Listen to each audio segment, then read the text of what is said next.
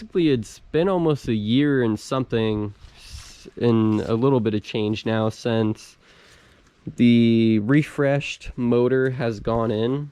Now, me and my brother, Matt Griff, throw his Instagram there, he recently helped me kind of like, so the harness in this car was pretty bad, and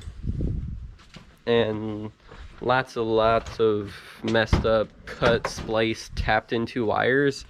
So thanks to the SI, it supplied me with a wiring harness that also I need to figure out a couple, kind of, not a lot of things, but a few bits, like for the door and the sunroof and things of that nature, as to the EX coupe chassis is different for some reason, but you know, figure it out and get through it, you know.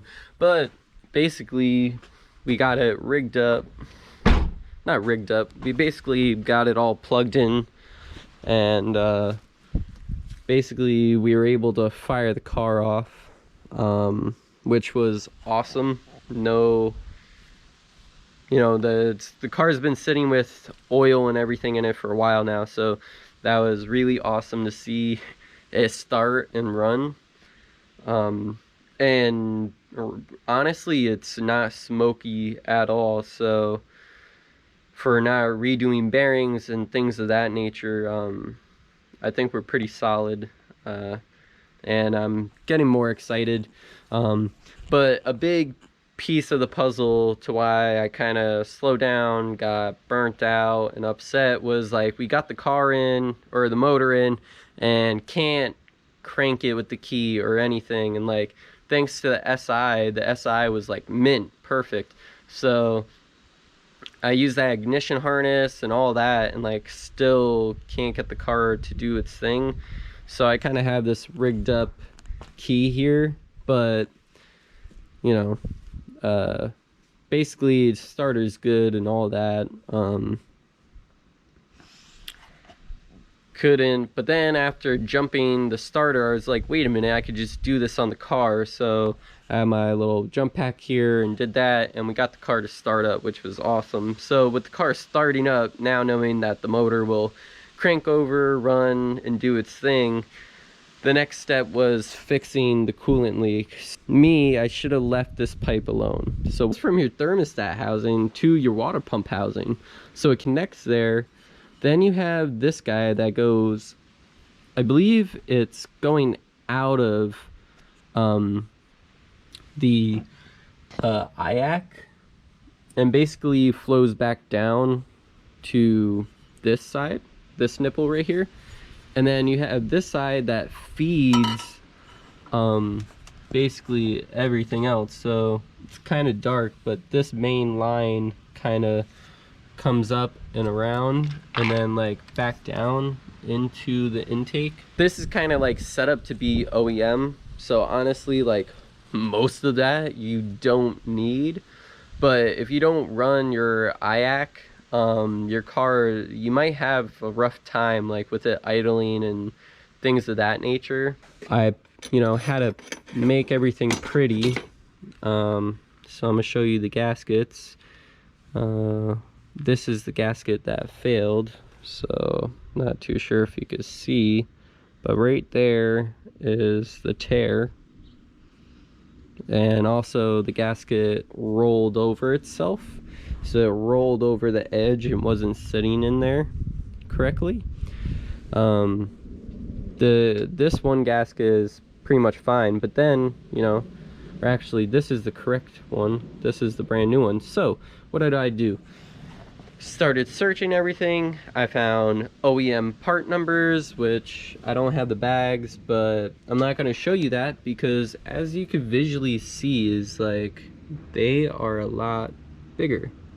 Not by much, but more than enough where these just kind of like jiggle around on the pipe.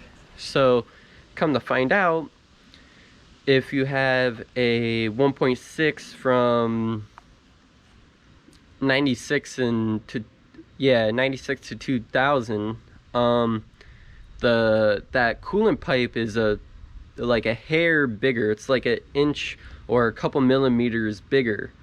So I'm thinking that's what these gaskets are for. And I've tried searching and searching, besides me physically going to Honda to be like, hey, can I get some good seals. I didn't go that far, but I just basically hopped on eBay, found the pipe. It was 25 bucks, 30 bucks, which honestly isn't that bad. I went to AutoZone and shit, and even their gaskets they were too big. They were literally just like these OEM Honda ones. So I think they just don't make them anymore. So, but it was cheap enough to just buy the other pipes. Basically, I threw that in last night. I got the intake back on and all that. I kind of got it all plugged in and rigged up for it. Like, I need to get the heater core back in there, but I just wanted to see if the car would run. Instead of pouring coolant in it this time, I poured water, and I'll show you the radiator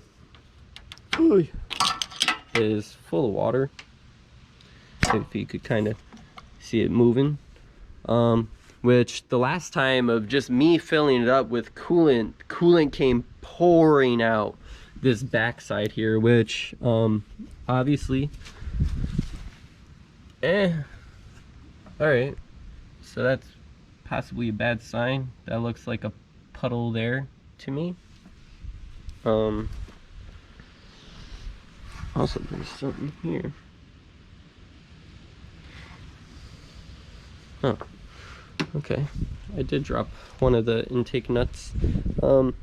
Good thing I found that. So that's actually kind of sad, because I do see a little wet spot there.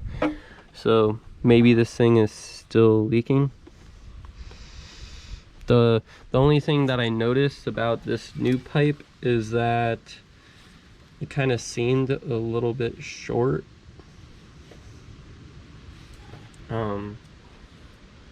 Like, it seemed a little weird. I had to like pull it out a bit to like get it to bolt up, but maybe that was just like something residual coming from somewhere else.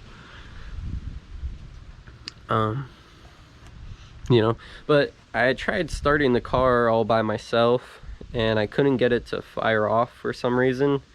So that's kind of scared me a bit, because I wanted to see if I could start the car and kind of get some coolant, some water to flow through it to make sure that this leak is done for good. And then that means I could literally just like finish up the engine bay and everything, and then just kind of call it, not call it, but get back to the inside and start doing that side of things. But also, we're trying to get prepped for winter here, as it's October, about to be November already. So we'll see how far we get. But yeah, so there's like the update on midnight.